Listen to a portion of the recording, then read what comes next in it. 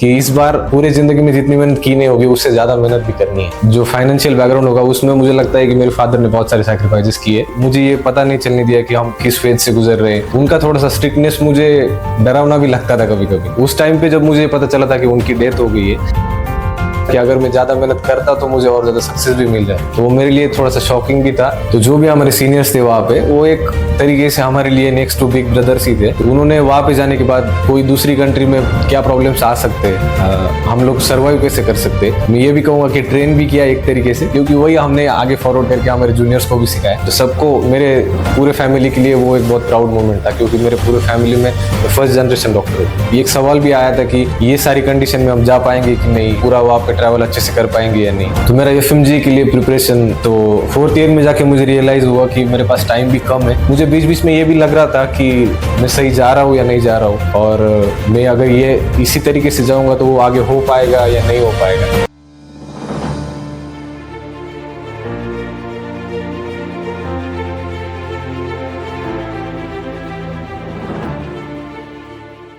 Hello everyone, welcome back to graduate speaks 2.0, एक ऐसा podcast जहां हम बात करते हैं उन स्टूडेंट्स से जो अपनी जर्नी, स्ट्रगल और सक्सेस स्टोरीज शेयर करते हैं, ताकि आने वाली जनरेशन को मोटिवेशन और गाइडेंस मिल सके।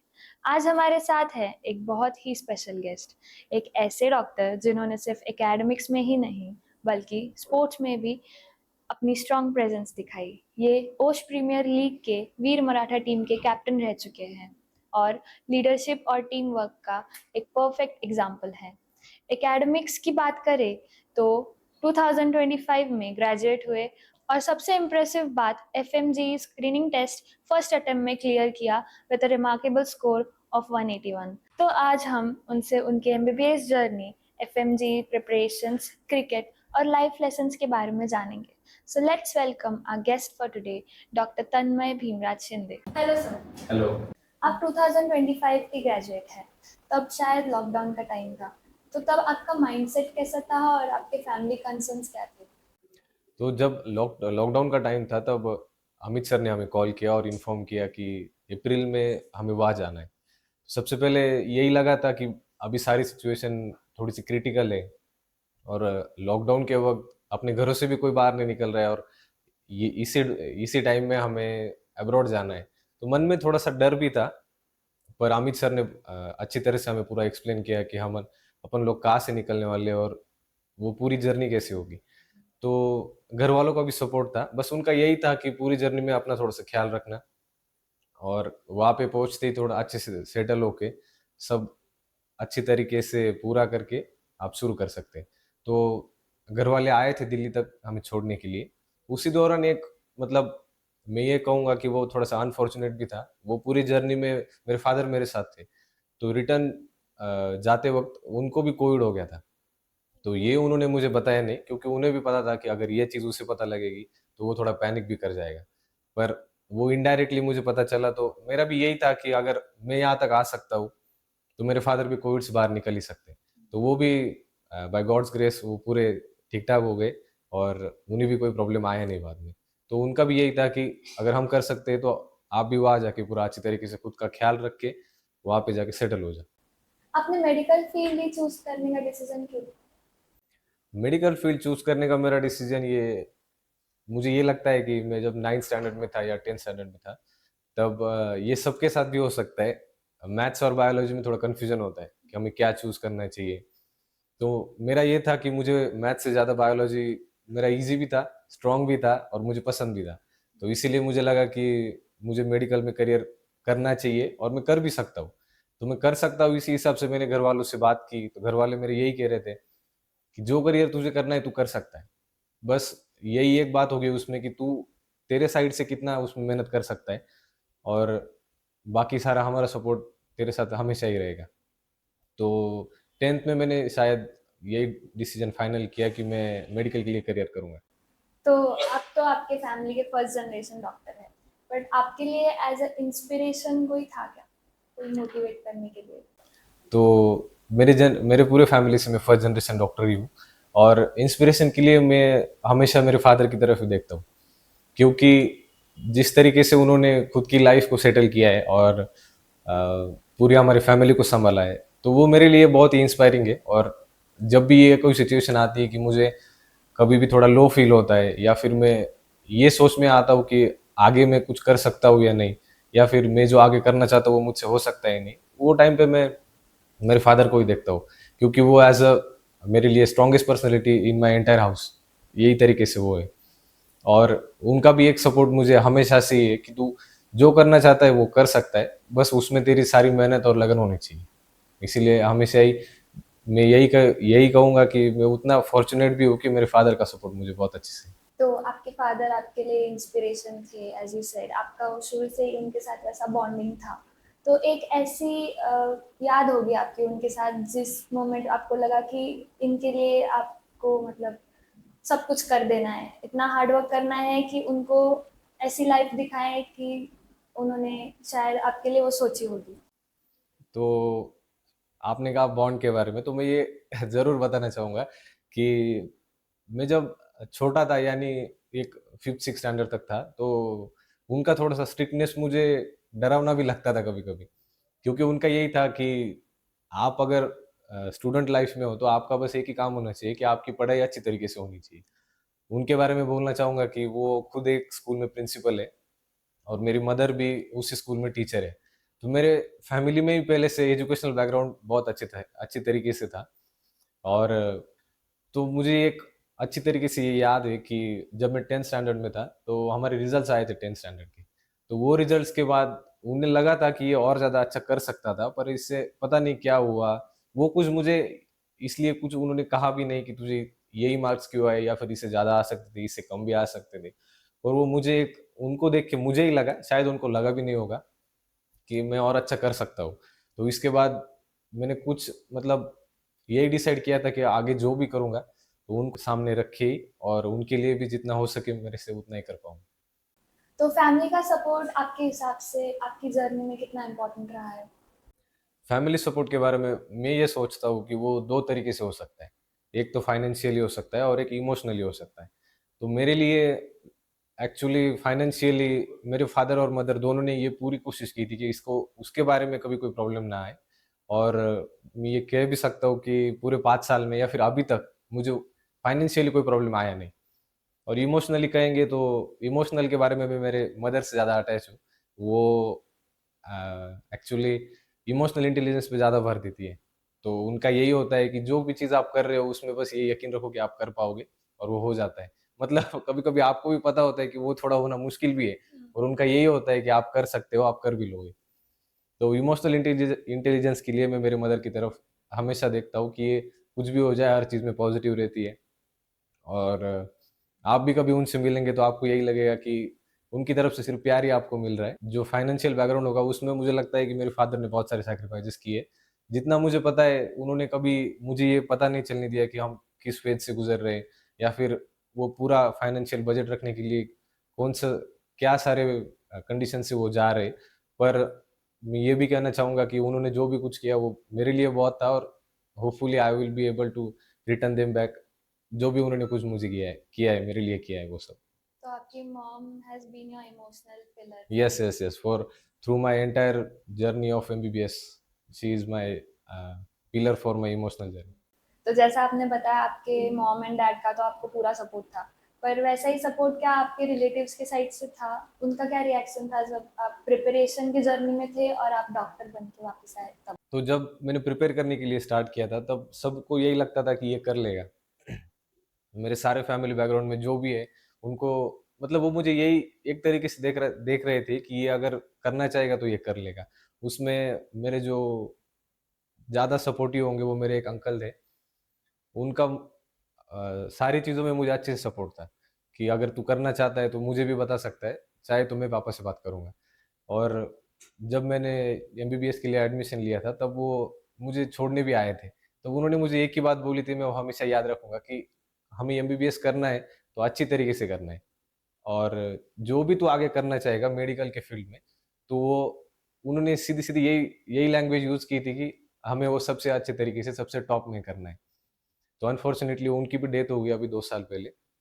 तो उस टाइम पे जब मुझे पता चला था कि उनकी डेथ हो गई है, तो वो मेरे लिए थोड़ा-सा शॉकिंग भी था। और मुझे सबसे पहले उनकी यही बात याद आई कि हमें जो भी मेडिकल फील्ड में करना है वो सबसे टॉप ही होना चाहिए और सबसे अच्छा ही होना चाहिए।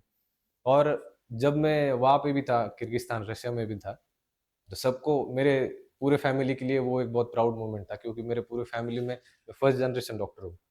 और उनका यही था कि ये अगर वहाँ पे 2-3 साल रह चुका है तो ये पूरा करके ही आएगा। और जब मेरा एफएमजी का एग्ज़ाम हो गया, उनको जब पता चला कि ये क्लियर भी हो गया, फर्स्ट अटेम्प्ट में अच्छे मार्क्स से क्लियर हुआ है, तो उनके लिए बस प्राउड ही मोमेंट था। मेरे साथ ये नहीं था कि वो कुछ जेलस होंगे या फिर उनको कुछ प्रॉब्लम थी, हमेशा सब लोग मेरे सपोर्ट में ही थे। तो जैसे आपके इंट्रोडक्शन में मुझे पता चला कि आप एक क्रिकेट प्लेयर भी हो, तो आप वीर मराठा टीम के कैप्टन भी रह चुके हैं, तो आपके हिसाब से स्पोर्ट्स का और एकेडमिक्स का बैलेंस कितना ज़रूरी है और आपने कैसे किया? तो स्पोर्ट्स और एकेडमिक्स के लिए, मेरे लिए दोनों भी इंटरेस्टिंग थे, और सच बोलूँगा तो स्पोर्ट्स थोड़ा ज़्यादा ही था। तो जब हम ओश में गए थे, वो टाइम पे वहाँ पे भी लॉकडाउन चल रहा था। तो हम 40 40 और 45 स्टूडेंट्स, और हमारे कुछ सीनियर्स थे। तो उन्होंने ही आने के बाद, इंट्रोडक्शन के बाद, सबसे पहले यही पूछा था कि क्रिकेट कौन-कौन लोग खेलते हैं इसमें से? तो हम 4-5 ही लोग थे, तो गए उनके साथ थोड़ा-सा खेला, तो पता चला कि इनके साथ खेलने में थोड़ा अलग मज़ा है।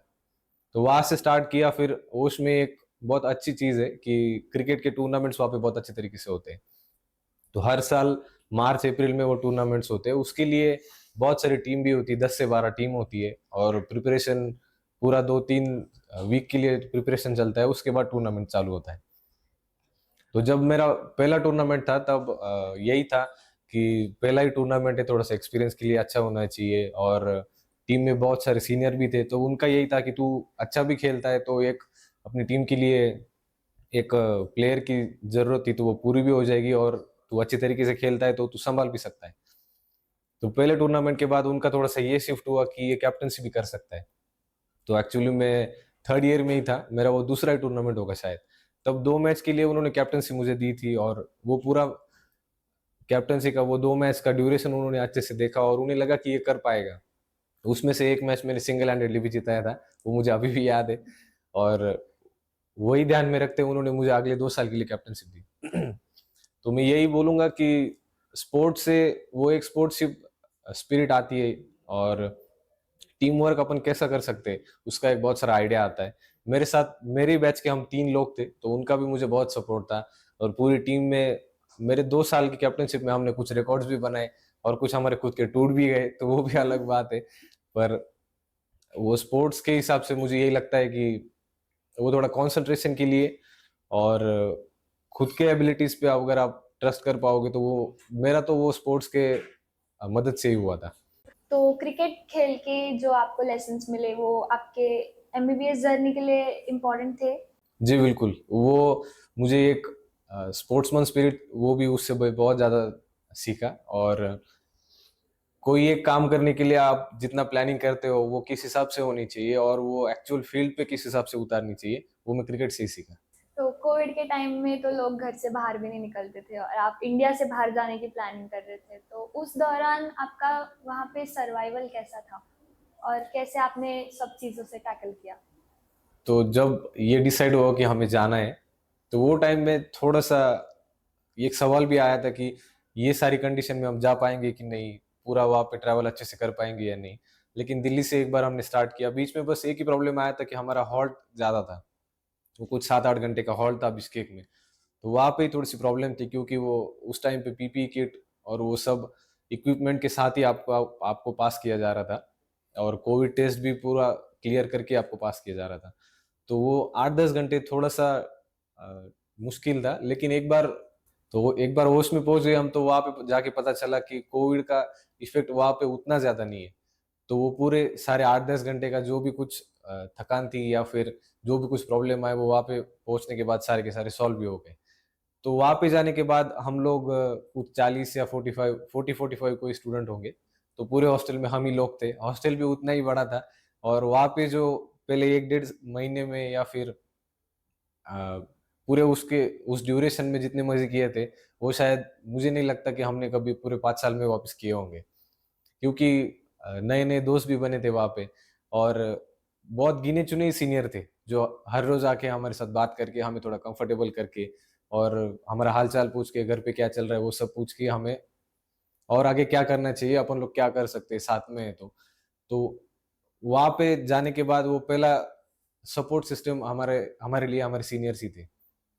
उन्होंने हमें बहुत सपोर्ट किया और जो भी कुछ चाहिए होगा, नहीं होगा, वो सब उन्होंने हमें लाके दिया। और वहाँ पे एक बहुत बड़ी अच्छी ये भी चीज़ सबको बोलना भी चाहूँगा कि तो जो भी हमारे सीनियर्स थे वहाँ पे, वो एक तरीके से हमारे लिए नेक्स्ट टू बिग ब्रदर्स ही थे। तो उन्होंने वहाँ पे जाने के बाद कोई दूसरी कंट्री में क्या प्रॉब्लम्स आ सकते हैं, हम लोग सर्वाइव कैसे कर सकते हैं, वो सब उन्होंने सिखाया ही। और मैं ये भी कहूँगा कि ट्रेन भी किया एक तरीके से, क्योंकि वही हमने आगे फॉरवर्ड करके हमारे जूनियर्स को भी सिखाया। और वो 2 महीने में स्पोर्ट्स से लेकर मूवीज़ तक और बीच-बीच में कुछ झगड़े भी हुए थे। तो वो बस सारा सॉर्ट आउट करने के लिए हमारे साथ सीनियर्स हमारे हमेशा ही थे। और फूड के लिए वहाँ पे कोई प्रॉब्लम आया नहीं, क्योंकि अमित सर ने वैसे पहले ही बोला था कि जो भी कुछ होगा मैं सब कुछ सँभाल ही लूँगा और वहाँ पे जाने के बाद आपको कोई प्रॉब्लम होगी नहीं, ये भी ज़िम्मेदारी मेरी होगी। तो फूड का भी कोई प्रॉब्लम आया नहीं और वहाँ पे हॉस्टल्स में रहने का कोई प्रॉब्लम नहीं था।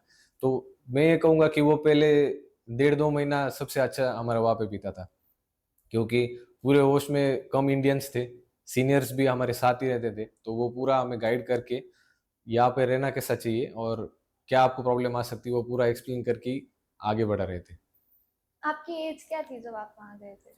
आई was 19 when I went to the Osh. Okay, and that is the age where you are in between immaturity and Yes. adulting. Yes, yes, yes. So how was it to find right friend circle? And what is the importance according to you? तो friends के लिए सबसे important यही होता है कि एक आपका जो माइंडसेट होगा, उसी माइंडसेट के हिसाब से या फिर आपको सपोर्ट कर सके, वो माइंडसेट वाला अगर आपका कोई दोस्त होगा, तो वो सबसे बड़ी बात होती है, ये मुझे लगता है। क्योंकि बहुत ये ड्यूरेशन भी 5 साढ़े 5 साल का था और उसमें सर्वाइव कर पाना उतना ईज़ी भी नहीं होता है। क्योंकि वो पूरे जर्नी में कभी-कभी ये भी आता है कि जो आपका अच्छा दोस्त होता है, वो कभी बीमार पड़ जाए तो आपको उसकी केयर करनी पड़ती है, कभी आप बीमार हो जाओ तो वो आपकी केयर करता है। तो मेरा I am fortunate to say that मेरे भी बहुत अच्छे दोस्त थे और वो अभी भी हैं, आगे भी रहेंगे और उन्होंने मेरा बहुत सपोर्ट भी किया मुझे, मेरी केयर भी करी थी उन्होंने और that was vice versa also. मैंने भी उनको बहुत सपोर्ट किया, बहुत केयर करी। और जाने से पहले हमारे 2-3 दोस्त थे, जो हम स्कूल से ही साथ थे। तो मेरे लिए ये कुछ अलग नहीं था कि मैं जाने के बाद पूरे ही लोग नए होंगे या फिर मुझे ज़्यादा दिक्कत आएगी। तो 2-3 लोग हम पहले से ही दोस्त थे, इसीलिए वो थोड़ा ईज़ी भी था। तो जैसा आपने बताया अमित सर ने तो सारा बंदोबस्त वहाँ पे कर रखा था, आपको ज़्यादा कुछ हार्डशिप्स फेस नहीं करने पड़े। और आपके साथ वहाँ पे दूसरे कंसल्टेंसी के भी स्टूडेंट्स रहे होंगे, आपके रूममेट्स रहे होंगे या हॉस्टलर्स रहे होंगे। तो आपको आपकी सिचुएशन और उनकी सिचुएशन में कुछ डिफरेंस लगा कि जैसे अमित सर ने सारे प्रोविजंस कर लिए थे आपके लिए, वैसे उनके कंसल्टेंसी की तरफ से थे क्या? तो जितना मुझे पता है कि उनके लिए वहाँ पे इन टाइम पहुँचना ही थोड़ा मुश्किल था। हम लोग हमारा जो भी एकेडमिक ईयर स्टार्ट होने वाला था उससे बस 1 महीने के देरी से ही पहुँचे थे। उनके लिए वो थोड़ा डिफ़िकल्ट भी था और जा वहाँ जाने के बाद जो कुछ भी अरेंजमेंट होंगी, वो हमारे लिए बहुत ईज़ी थी और ऑलरेडी वहाँ पे सब अरेंज हो भी चुका था। इसलिए मुझे वो हम सभी लोगों को इनफैक्ट वो पूरा ईज़ी था वहाँ पे जाने के बाद एडजस्ट होना और वहाँ पे कोप अप करना वो बहुत ईज़ी था। तो मेरे बहुत से दोस्त थे जो बाकी कंसल्टेंसी से भी आए थे, तो उनके लिए प्रॉब्लम्स थी कि वहाँ पे जाने के बाद हॉस्टल्स की कंडीशन बहुत ही खराब थी और उनको प्रॉपर फूड नहीं मिल रहा था। इंडियन तो दूर की बात है पर जाने के बाद वक़्त पे फूड नहीं मिल रहा था, वो सबसे बड़ी प्रॉब्लम थी। लेकिन हमारे कंडीशन में वो नहीं था कि फूड का कुछ प्रॉब्लम हुआ हो या फिर हॉस्टल का कुछ प्रॉब्लम हुआ हो। हमारे लिए सब रेडी ही था। All thanks to Amit sir. Yes, yes, definitely. तो काफ़ी मूवीज़ में जैसे सबने देखा है कि यूजुअली मेडिकल फील्ड्स में ही ज़्यादा रैगिंग होती है, सीनियर्स रैगिंग लेते हैं या आप जब सीनियर्स बनते हो तब रैगिंग लेते हो, प्लस झगड़े भी होते हैं, काफ़ी कुछ होता है। तो ऐसी कौन-सी आपकी मोस्ट मेमोरेबल मेमोरी है? तो रैगिंग के बारे में मैं कहना चाहूँगा कि मतलब जो मूवीज़ में दिखाते हैं वैसे रैगिंग कहीं नहीं होती। वो बस एक दिखाने के लिए मूवीज़ वालों का चक्कर है। एक्चुअली में वहाँ पे जाने के बाद जो हमारे सीनियर्स थे, वो रैगिंग को उन्होंने मेरे एक्सपीरियंस से बोलूँगा कि रैगिंग को उन्होंने वो गाइडेंस के हिसाब में कन्वर्ट कर लिया था, कि अगर हम कहीं गलती भी करते थे, तो वो वहाँ आके हमें डाँटते भी थे। मुझे एक इंसिडेंस अच्छी तरीके से याद है। हमने हॉस्टल में एक बार सबसे पहले हमने वो ट्रेडिशन शुरू किया था कि गणपति जी का स्थापना करते हैं और उनकी पूजा करते हैं पूरे 11 दिन के लिए। तो एक दिन हम सारे दोस्त फर्स्ट ईयर के थे, वो सब स्विमिंग के लिए चले गए और हमको यही लगा था कि उस दिन पे मैनेज हो जाएगा। लेकिन जब सीनियर्स आए, उनके कॉल्स आए, उन्होंने यही बोला था कि अगले 10 मिनट में अगर आप लोग यहाँ नहीं होगे, तो आगे का आपको पता ही है। तो हम जैसे-तैसे करके 10 मिनट में वहाँ पे पहुँच गए और जाने के बाद सबसे ज़्यादा डर हमें यही लग रहा था कि आगे ये लोग क्या करेंगे?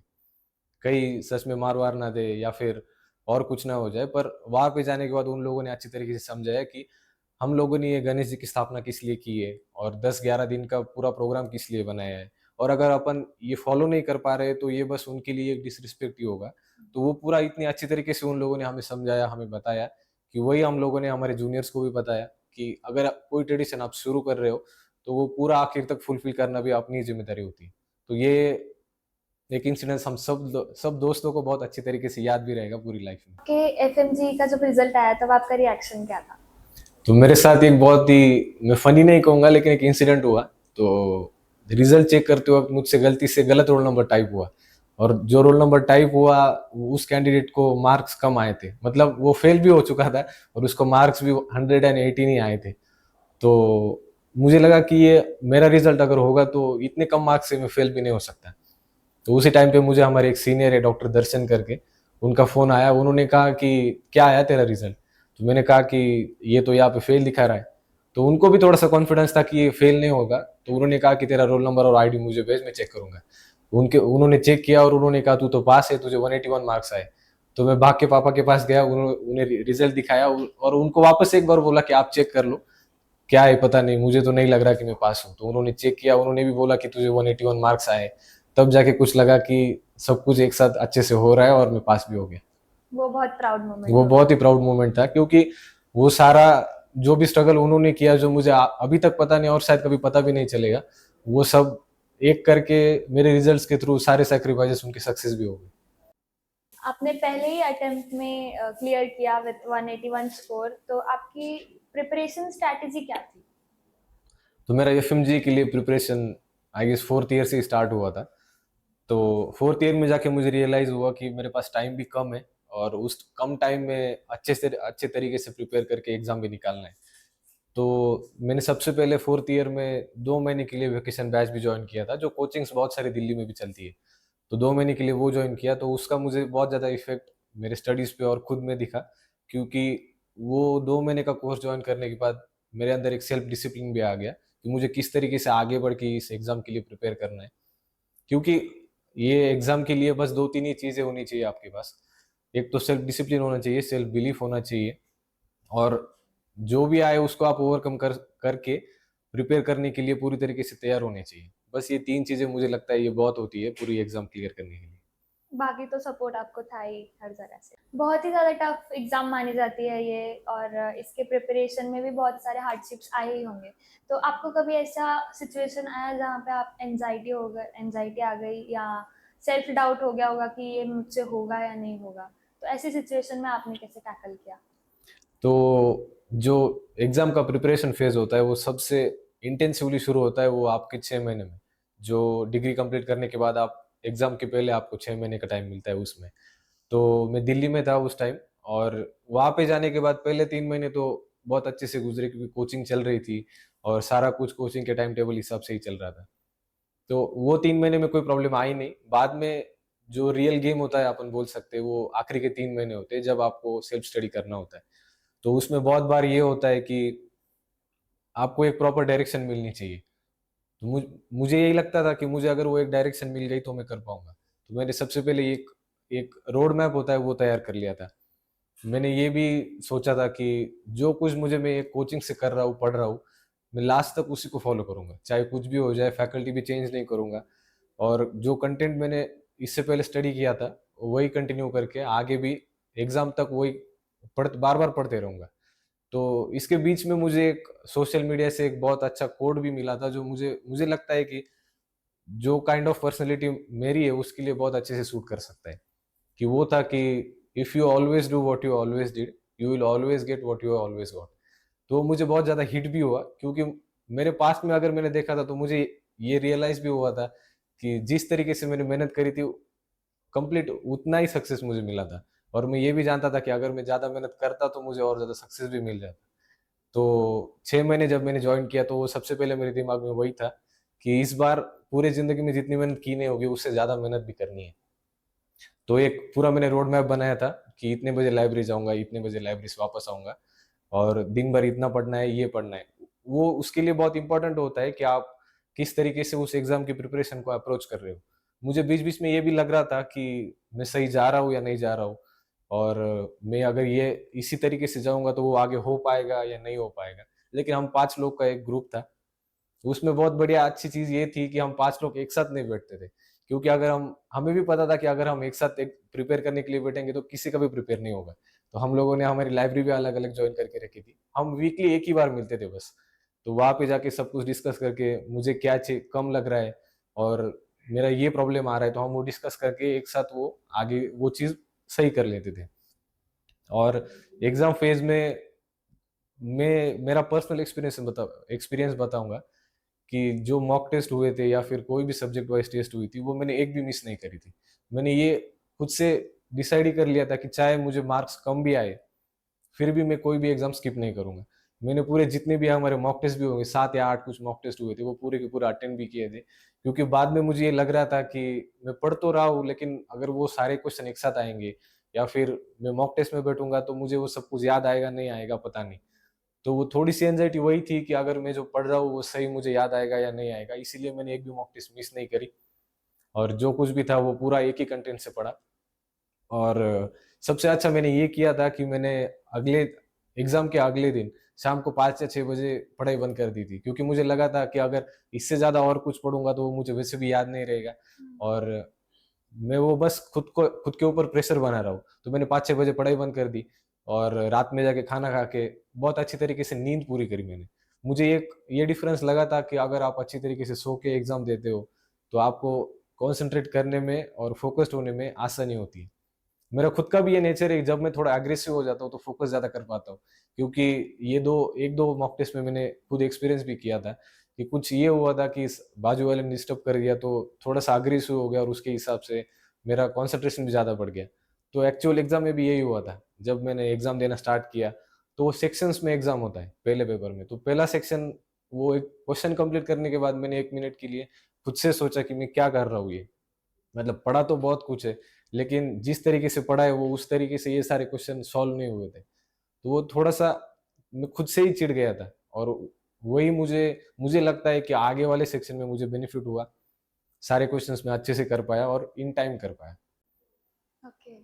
आपका कोई प्लान भी था, अगर ये जिस पे आप फोकस कर रहे हो अगर वो नहीं होता है तो आप वो फील्ड छोड़ के कोई और फील्ड में जाओगे, ऐसा कुछ ऑप्शन था? तो मैं जब से प्रिपेयर कर रहा था मेरे लिए मैंने प्लान बी या सी कुछ होता है ये कभी सोचा ही नहीं था। मेरे लिए बस मेरे सामने जो है वो मुझे पूरा ही करना है कुछ भी हाल में।